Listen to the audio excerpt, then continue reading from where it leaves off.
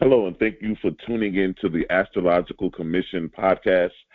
This is your host, Isar, and we are here with a great astrologer, somebody who I met in person at the Astrological Association of Great Britain in London last year. And, she's a phenomenal astrologer, a phenomenal person. And, I've been watching a lot of her videos and reading a lot of her articles. And if you followed her, you see she's been very busy. She's doing summits with Wade Cades. She's doing all kind of stuff with Ananda Shai. And she's just doing a lot. And she's really, really pushing the needle forward in astrology, in the astrological community.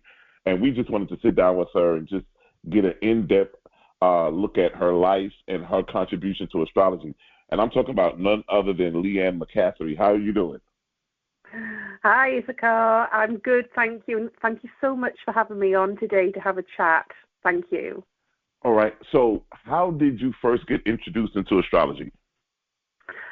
I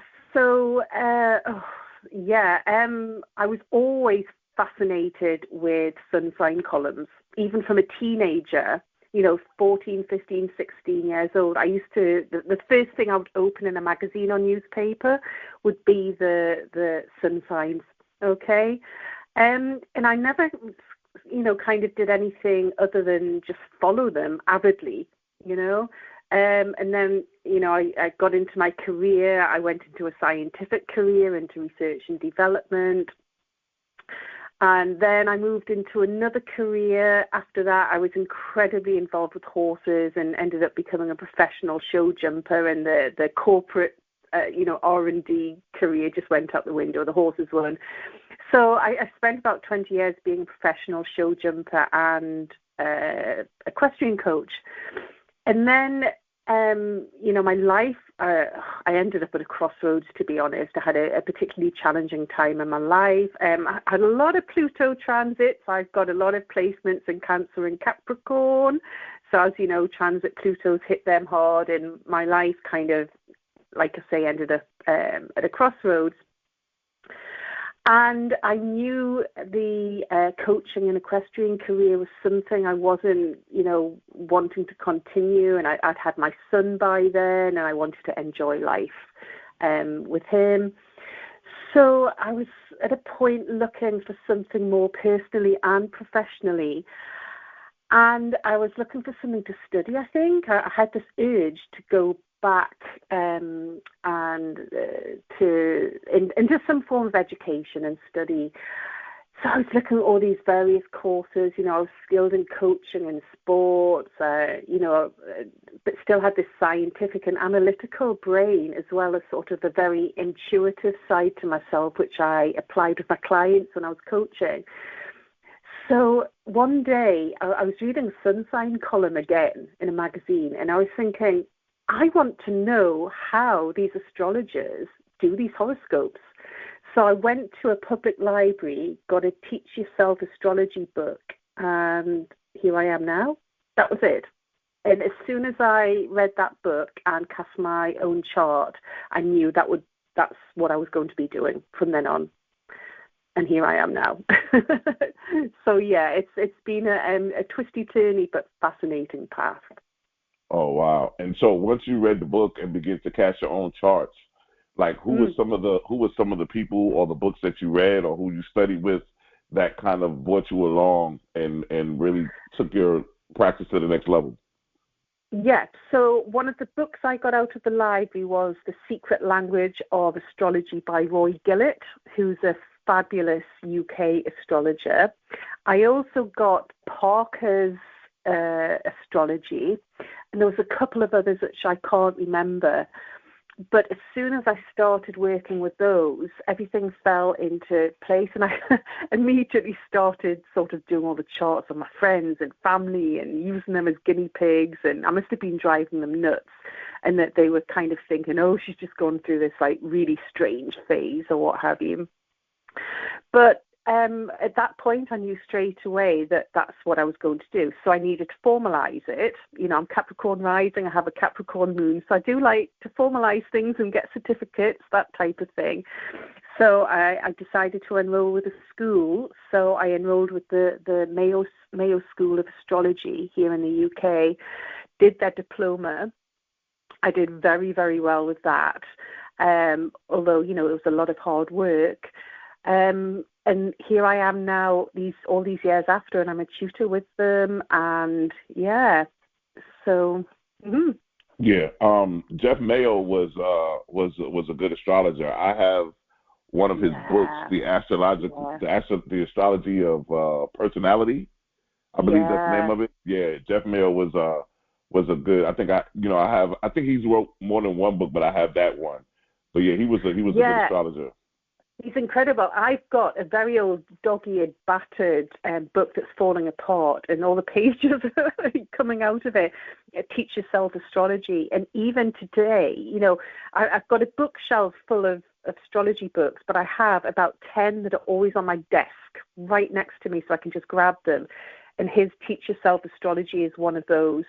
And it's just so resonant even now, and it's so beautiful in its simplicity. It's not overcomplicated, but it's just incredibly authentic and true. I don't even know if it's in print now, to be honest, but it's fabulous. But yeah, that modern astrology approach very much suited me. And, you know, I've just thrived since. So I would thoroughly recommend it. And of course, there's a lot of other incredible astrology schools out there as well. But obviously that was just part of my path. So, yeah. I just think that learning is, you know, because me being here in the States, you know, when I was learning astrology, my teacher was always pushing me to everybody over there. She was pushing me to Deborah Holding. They were pushing me to John Farley. You know, the Bernadette Brady's, you know, all of those people. So I've always been, you know, always felt that the UK or Europe always had a real in-depth inclination on how they practice and study astrology. I've always felt that you guys were very thorough. I feel over here in the States, we do the same thing, but I felt like in the States it was more commercial, you know. Right. And, you know, it just seems like you guys are hardcore, straight to it, you know, no nonsense. But, you know, just to see how, you know, you guys really go forth was amazing. So, in your studies of astrology, you graduated from Mayo School, you begin to teach and write. You know, as you begin to progress and go forward, what are some of the great, I would say the great attributes or things that has happened in your astrological career that stand out? Like, you know, maybe you got to a point where you would working with clients and you were able to see things happening, or you were able to work mundane, you were able to see predictions happen within forecasting events and so forth. Like, what are some of the amazing things or the things that really kind of blew you away in your astrological studies?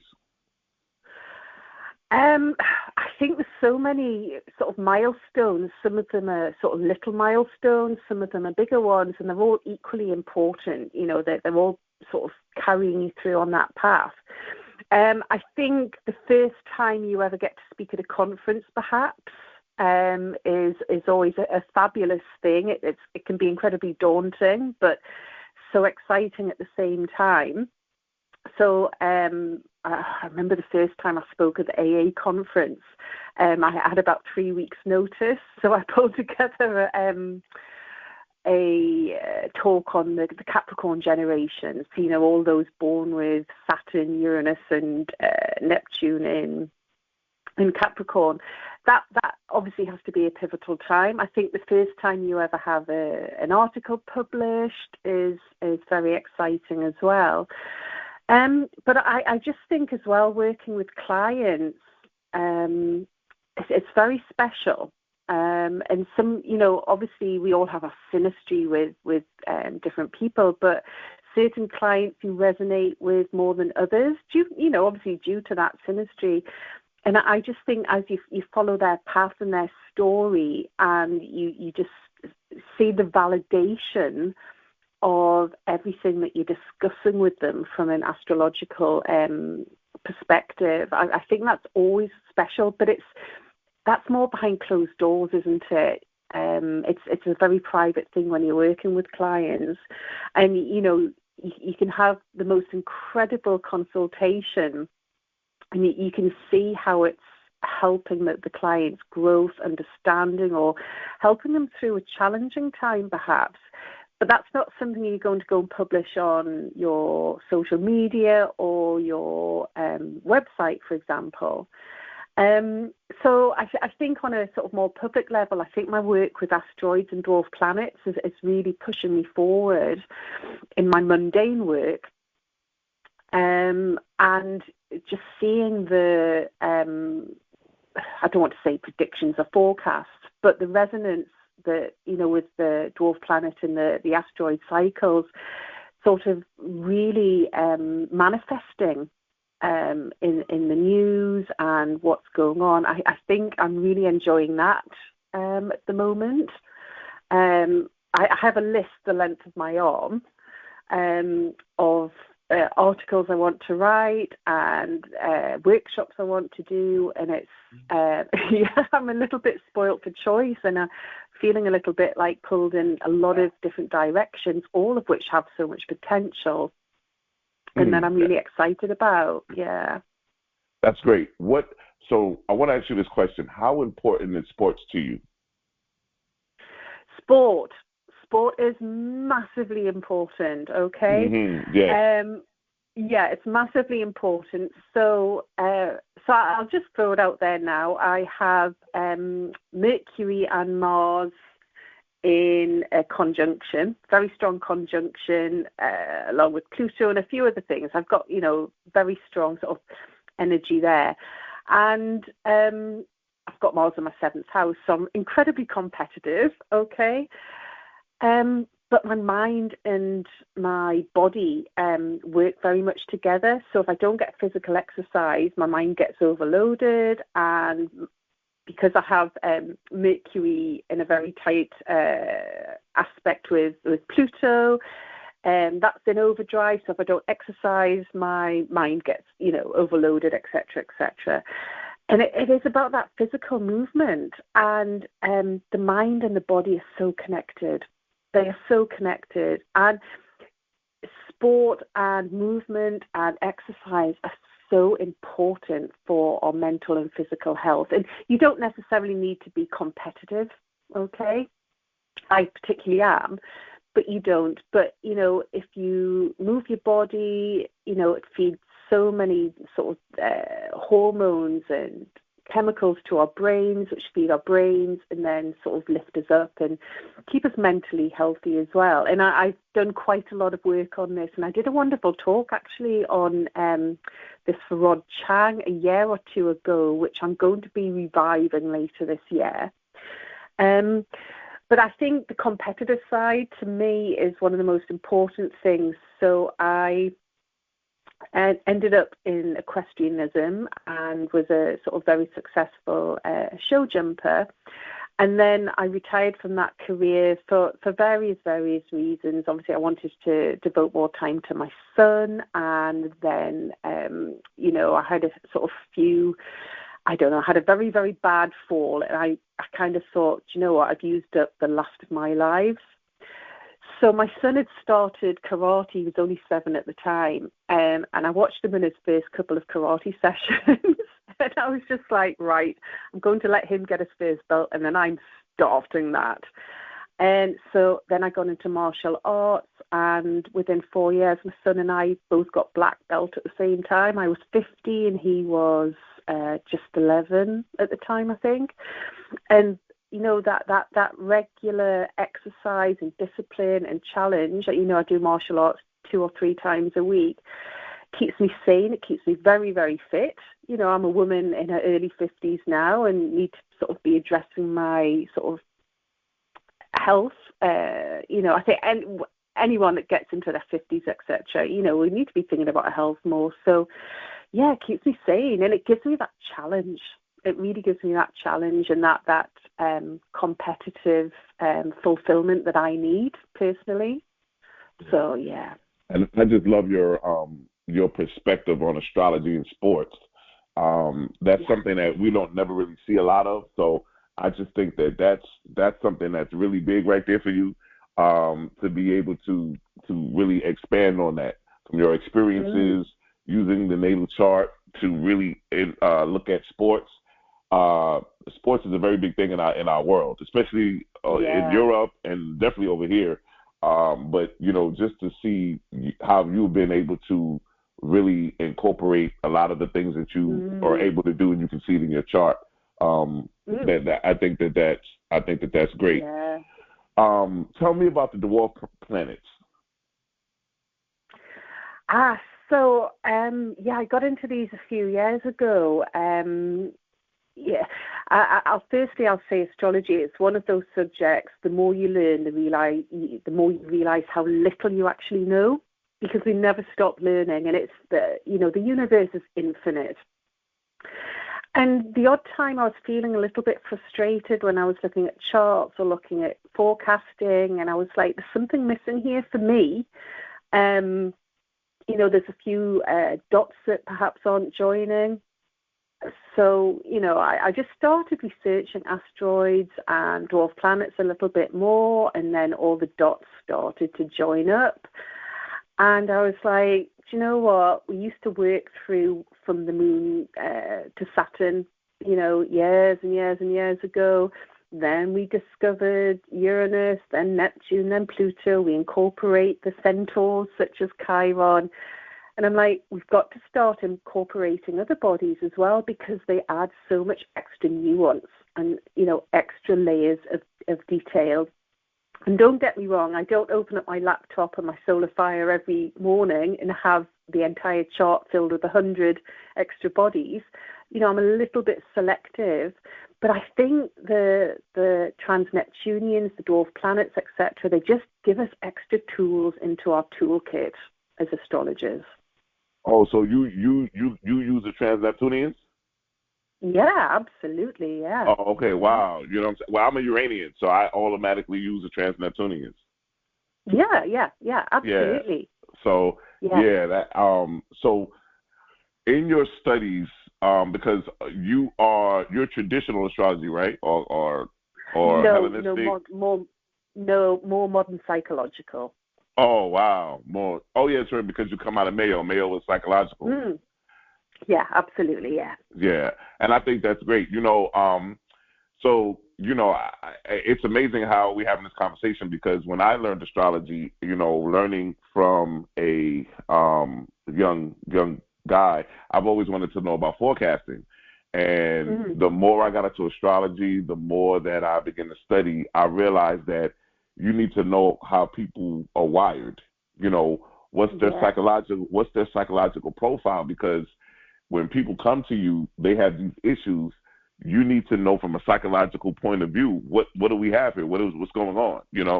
Before we can do anything, we have to know what's what. And so I really got an understanding of how important the psychological evaluation is of a person when you're looking at their chart. And I just think that's amazing to be able to do that.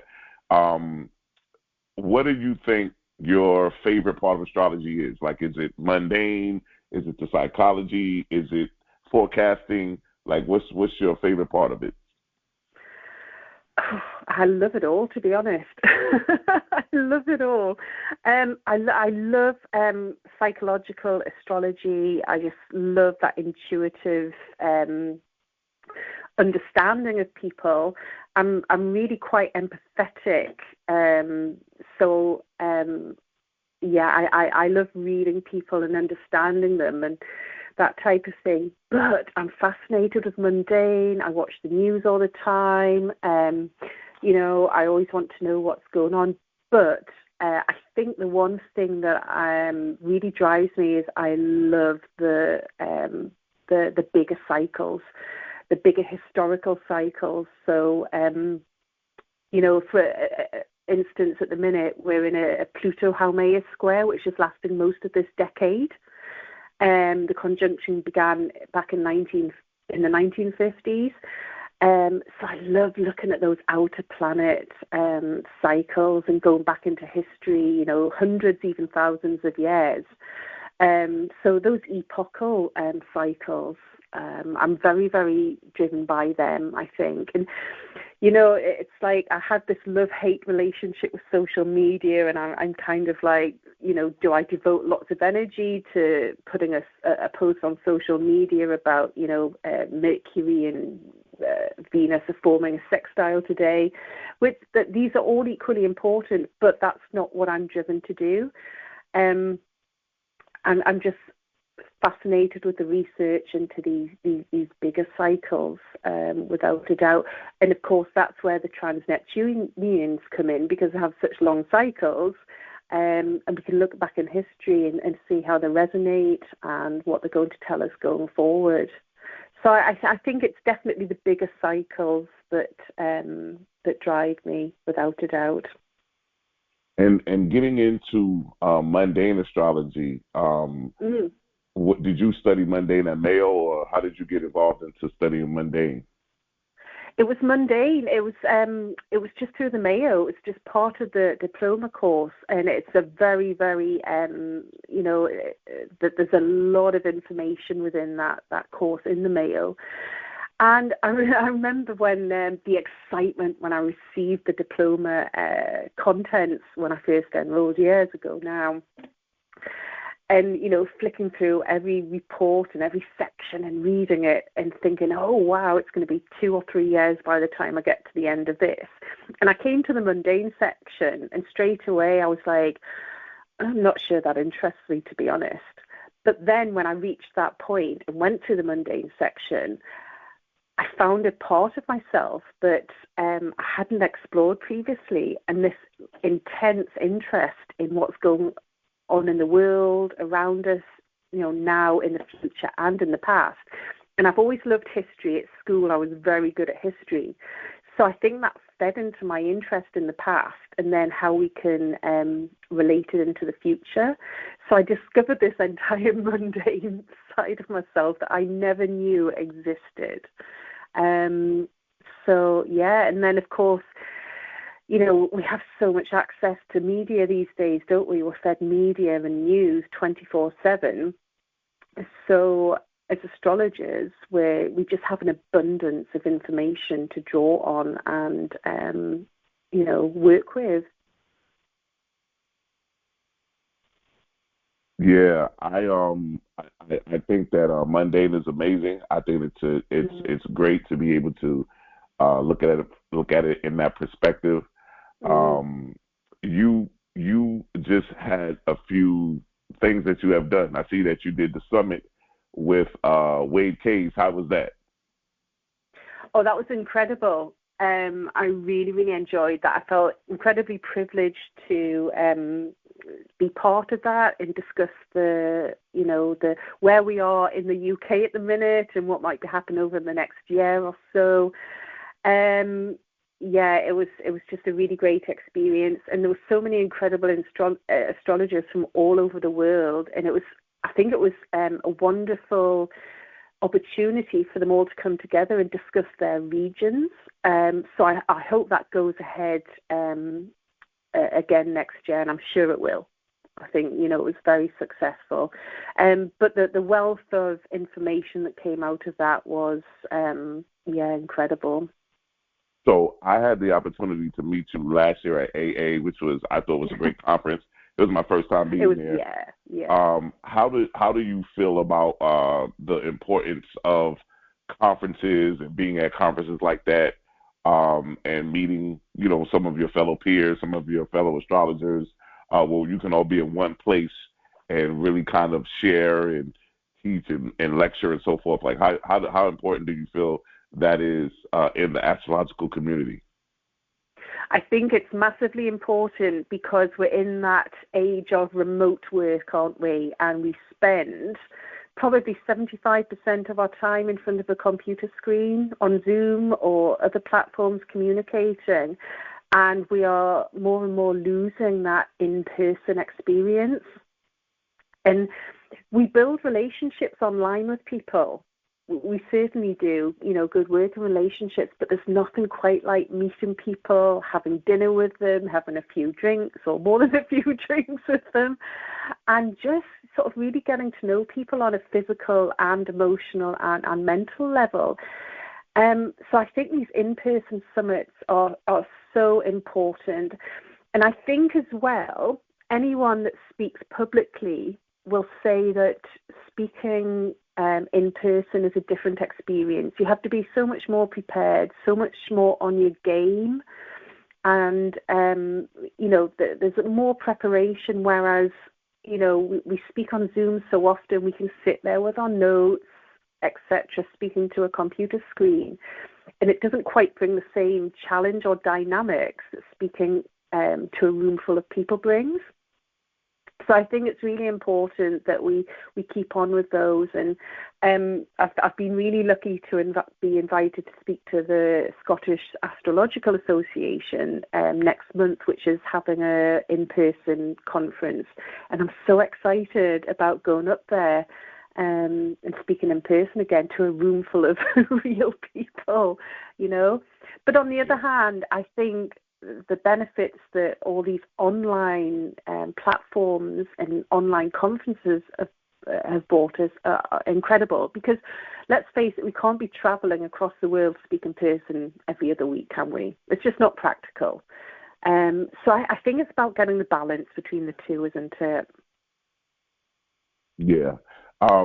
Being that you are, you said Capricorn rising with Moon in Capricorn, you're a very practical person. So I know speaking in public is very, very good for you. You love it because you can touch the people, they can feel you, they can interact with you, so I know that that's something that's extremely important to you.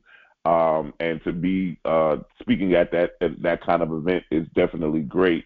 And it seems that, as an astrologer, you are really expanding. I've seen you everywhere. We're seeing you all over the place. You're on different podcasts. You're on different conferences, speaking, and so forth. So, it seems like astrology has opened up a new atmosphere to where you're really, really expanding and really beginning to put your I would say your stamp. You're putting your stamp on it, so to speak. Create your own lane. And I think that that's great because one of the things I love about astrologers is that astrology, to me, when I look at an individual astrologer, we can study the same book, but the way we interpret the book is going to be different because of who we are. We're different people. We're different elementally. We're different astrologically, but the way that we perceive, the way that we approach astrology is going to be different. And for me, looking at some of your lectures from last year, reading your articles, I love the way that you approach astrology, and just your mindset on how you approach it, how you begin to look into it. I think that it's great. And I really love the way that you are pushing the needle of astrology forward. Because even though, you may be looking at this like, hey, this is just a practice. This is how I, make my living. This is how I do these things. I believe that astrology is a science that the world should know about. And I believe that people like you, like us, we are the ones pushing it forward. What I like to call real astrology, not the commercial stuff, not the cookbook stuff, but the real astrology, that we're able to push it forward and push it into a place where we can show the world how valuable, how great this science is. And how it can really change your life. Absolutely. And thank you for all that, really valuable words there. And we have to bring our own skill sets and our own experiences and our own perspective to it. And that's what makes it so beautiful, because, great minds think alike, but they can come from different perspectives. And we all need to bring our own sort of, I don't know, our own tastes, on our own understanding, and, you know, put it all into a cooking pot, and then it's coming out, and we can share it. And like you say, share how valuable it is. You know, I mentioned that Pluto-Haumea square that we're in for this decade, for instance. And, you know, that conjunction that began, that cycle began in the 1950s when we had the discovery of the double helix of DNA. And we're entering the age of, you know, AI is going to just lift off unbelievably, but we've all got the issues with the reproductive rights going on in the US, in other parts of the world. And, you know, we're going to be in a massive sort of lift off now in our understanding of DNA, gene therapy, what we do with genetics, etc., transhumanism, eugenics. They're going to be massive themes for this decade and going on. And all we have to do to sort of get a handle on that is just look back at the cycles, look back in history, and then just do research, do proper research. This isn't just about being an astrologer. If you want to do mundane astrology properly, you have to be a good researcher as well. And we need to sort of pull together what the past has showed us, and then use our intellect and intuition together. I always think Bernadette Brady's book, The Eagle and the Lark, is the most incredible title, because she describes that as the eagle being the education and the intellect soaring up, and then that lark that's just been on the back of the eagle then just soars up higher into a, you know, higher plane of consciousness, so to speak, and reaches into the intuition. And I think that's the wonder of astrology, actually, you know, blending the education, the intellect, and then just that extra level of intuition, I think. So, yeah, I think we're very lucky with what we do. We get to use so many different skills and facets of ourselves. So. Any plans on writing a book? Well, there you go.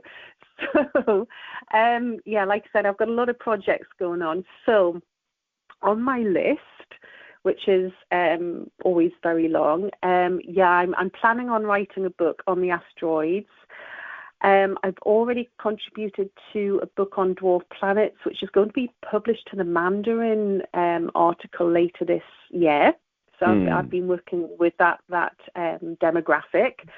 So as soon as that's ready to be published, I will be sort of speaking about that. But as well, I've written a fiction novel as well, which has threads of astrology through it. And I'm in the process of trying to get that published at the minute. So I've got a lot going on.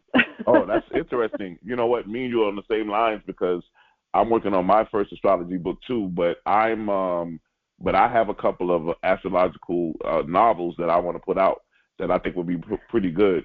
I would love to also see astrology go to TV, like make movies about it. You know, I would love to see like series and movies and stuff. So, I guess it's left up to us to do it, you know. Well, it is.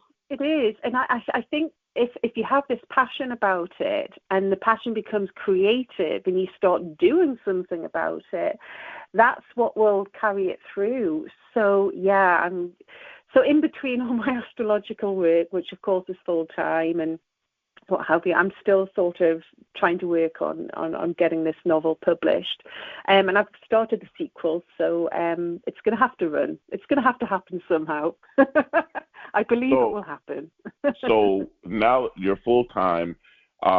You take consultations.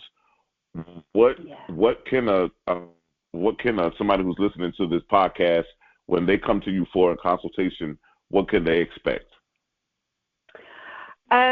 So I'm very intuitive, but I'm very practical as well. I have this whole Capricorn Cancer dynamic going on, which when it works in balance is really wonderful. So I like to make the astrological language real. Okay, it's just like, what does this mean for you in real life?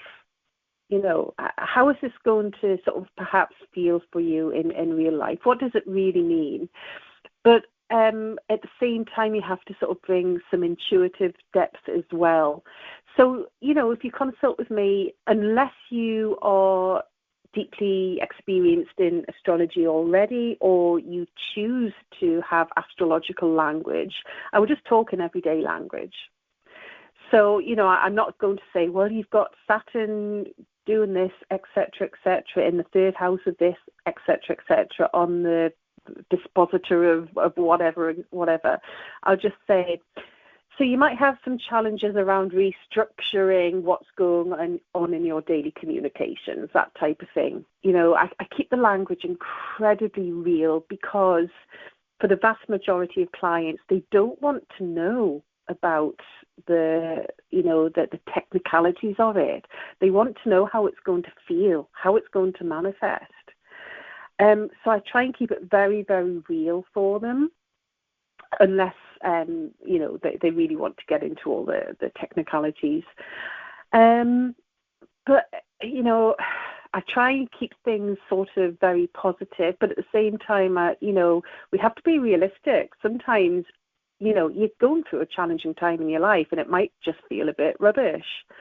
So I think we have to keep that balance between being overly positive versus, just, hey, this is, perhaps one of the sort of dips in your life. Life comes in peaks and troughs. So, what can we learn from the challenges that you're facing at the minute? Because eventually you're going to look back and think, wow, I really did grow through that challenge.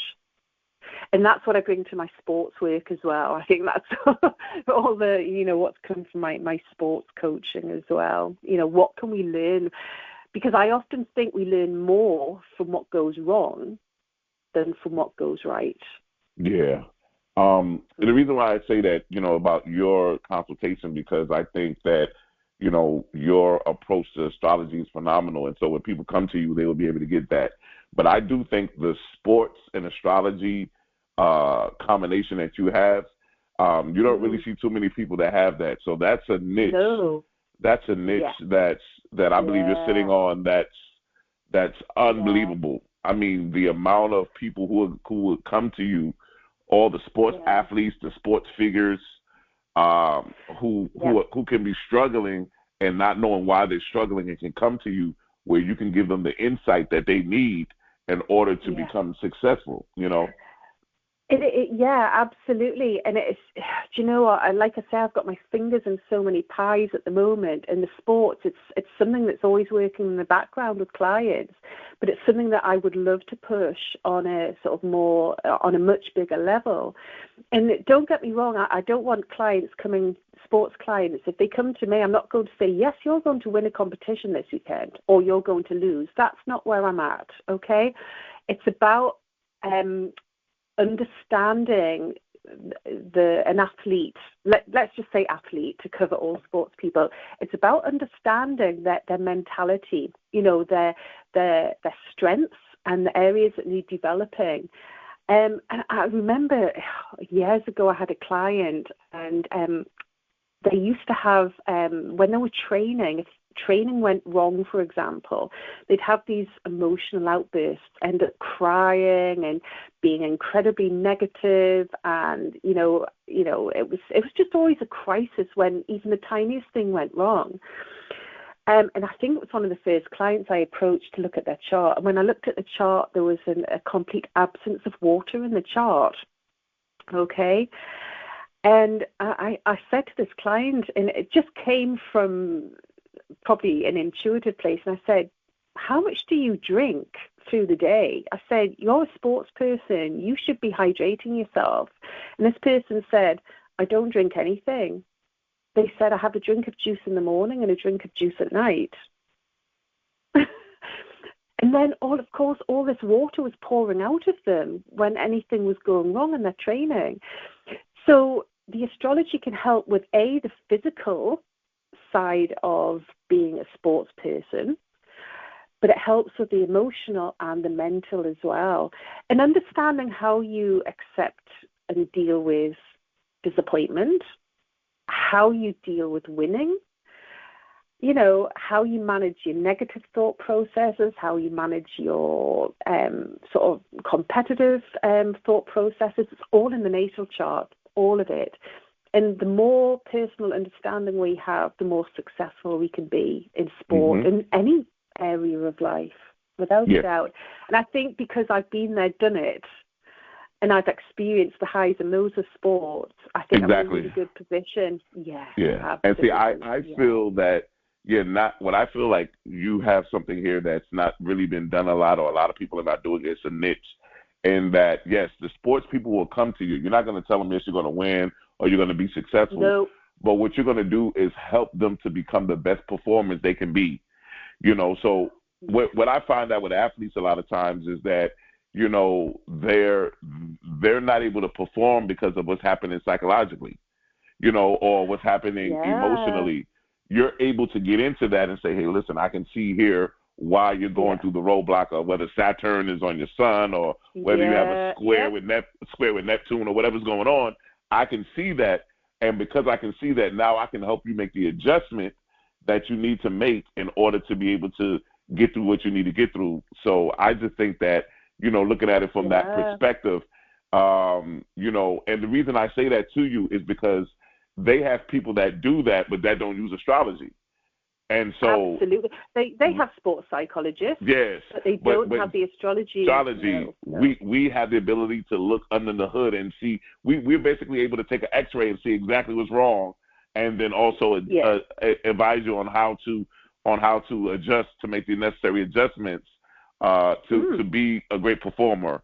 And so I always believe everything happens from the inside out.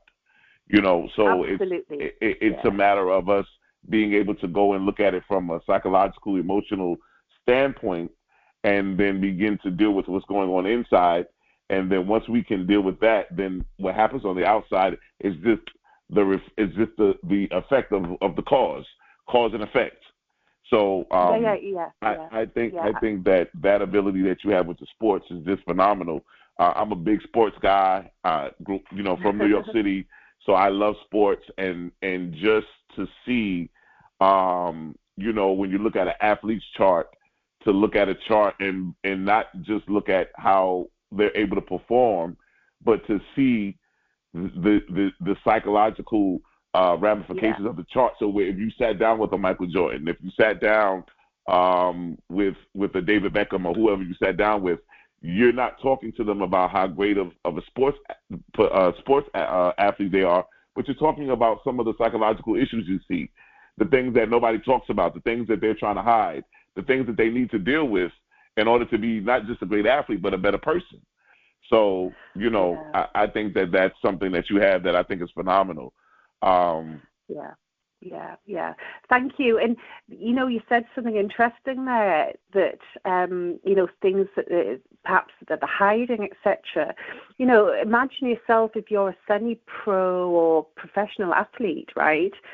You might have financial pressures too. So maybe as you're trying to get sponsorship, maybe as you're self-funding your sporting career whilst working a bar job in the evening, or, that type of thing. So how you deal with the financial side of sports as well has a massive impact, because if you're going to a competition, whether it's, running, equestrianism, tennis, etc., and you are financially challenged and you have to win that competition to be able to travel and train and get to the next competition, that puts a massive amount of pressure on as well. So there's so many factors going on. And, of course, you can see the entire financial dynamics of the person in the natal chart as well. So, and, of course, then we have the transits, you're going to be going through a little bit of a peak or a trough, or, So, there's a lot astrology can offer to sports people, without a doubt. Yeah. Do you, I've always liked to ask astrologers this, in forecasting, what techniques do you use, and what techniques do you think are the most accurate? So I've got to the point where I'm less is more. Okay, we have so many tools available, don't we? And we can just complicate things so much. So when forecasting, I'm always with the solar arcs, the directions. Okay, I always think they're massive. Progressions, transits, very, very simple. Obviously, we're going to look at, any eclipses in a particular year. And then if I'm working with a client on a sort of ongoing situation where you can sort of get really deep, I'll start going into midpoints, looking at transits and stuff to midpoints. Solar returns are great. They're always great as well as a secondary tool, which, that they should be echoing what you're seeing going on with the other forecasting techniques. But, just using what I've said there, that pretty much gives you a very, very sound basis to work with. And I think if you just start complicating things too much, you just get lost in the woods, so to speak. Yeah, definitely. I see that. You don't want to get complicated with using so many different things. But I think that's great. Let us know what you have coming up, any upcoming lectures, any upcoming articles that you may have out. Also, let us know about your website.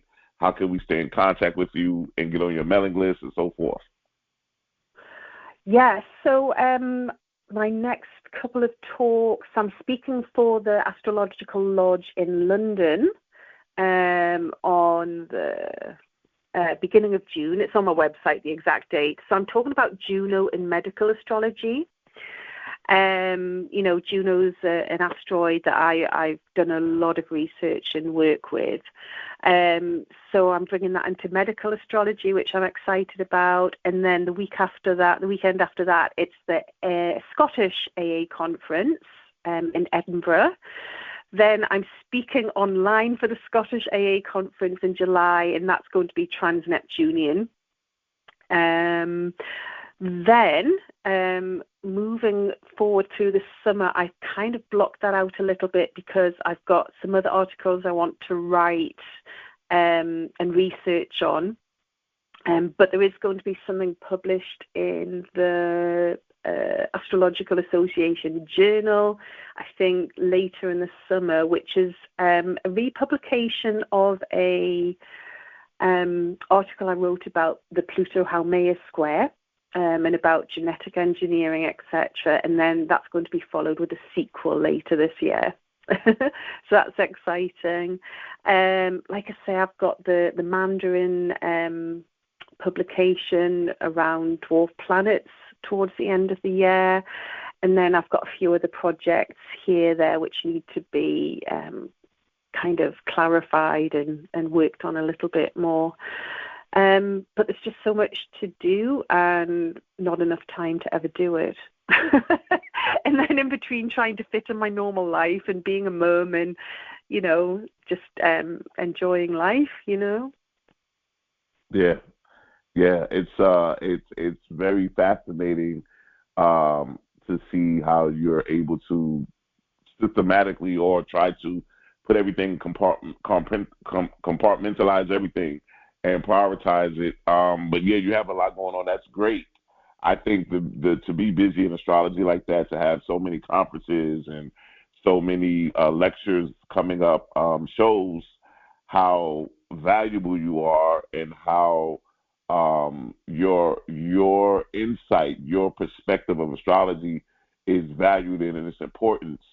And I think that I'm just looking forward to seeing so many great things come from your astrological practice.